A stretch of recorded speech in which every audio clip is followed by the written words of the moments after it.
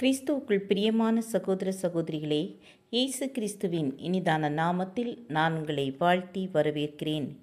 இன்றைய தினம் நாம் தியானிக்க இருக்கிற வசனம் யோவான் எழுதின சுவிசேஷம் 8ஆம் அதிகாரம் 32ஆம் வசனம். சத்தியத்தையும் அறிவீர்கள், சத்தியம் உங்களை விடுதலையாக்கும் என்றார். தேவனாக இருந்த தேவனுடைய வார்த்தை மனிதனான போதும் தேவனாகவே இருந்தார். ஒரு மனிதனுடைய இரட்சிப்புக்கு வழி நடத்துதலுக்கும் தேவையான அனைத்தும் சத்திய வேதத்தில் உண்டு. நமது வாழ்க்கையின் வழியாக இயேசு கிறிஸ்து அமைகிறார். மேலும் நாம் பிதாவிடம் சேர்வதற்கும் ஒரே வழியாக இயேசு கிறிஸ்து அமைகிறார். மனித அறிவுப்படி அநேக காரியங்கள் சத்தியமானவை. ஆனால் பாவம், அழிவு, சாத்தானின் ஆதிக்கம் ஆகியவற்றிலிருந்து மக்களை விடுதலை பண்ணும் ஒரே சத்தியம் உண்டு. அதுவே தேவனுடைய வார்த்தைகளில் காணப்படும் இயேசு கிறிஸ்துவின் சத்தியமாகும். பாவம் செய்கிறவன் எவனும் பாவத்துக்கு அடிமையாயிருக்கிறான்.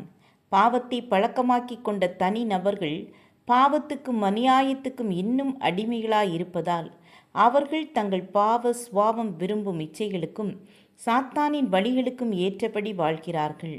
ஆனால் தங்களில் வாசமாயிருக்கிற பரிசுத்த ஆவியின் கிருபையினால் கிறிஸ்துவின் இரட்சிப்பை பெற்ற மெய் விசுவாசிகள் பாவத்தின் அடிமைத்தனத்திலிருந்தும் அசுத்தத்திலிருந்தும் விடுதலை பெற்றிருக்கிறார்கள்.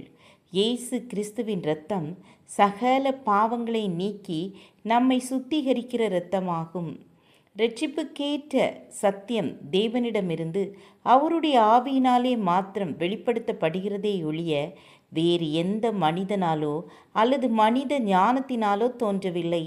குமாரன் விடுதலையாக்கினால் மெய்யாகவே விடுதலையாவீர்கள். கர்த்தரே ஆவியானவர். கர்த்தருடைய ஆவி எங்கேயோ அங்கே விடுதலை உண்டு. ஆம் என கண்பானவர்களே, சத்தியம் நம்மை பாவத்தின் ஆக்கினை தீர்ப்பிலிருந்தும் அடிமைத்தனத்திலிருந்தும் சாத்தானின் முழு ஆதிக்கத்திலிருந்தும் விடுவிப்பதாகும். உண்மையான விடுதலை கிறிஸ்துவோடு விசுவாசிக்குள்ள ஐக்கியத்திலும் ஆணோ பெண்ணோ பரிசுத்தாவியை பெறுவதில் ஆரம்பமாகிறது. கிறிஸ்து அருளும் விடுதலை தாங்கள் விரும்புகிறதை விசுவாசிகள் செய்வதற்காக அருளப்பட்டிருக்கிறது.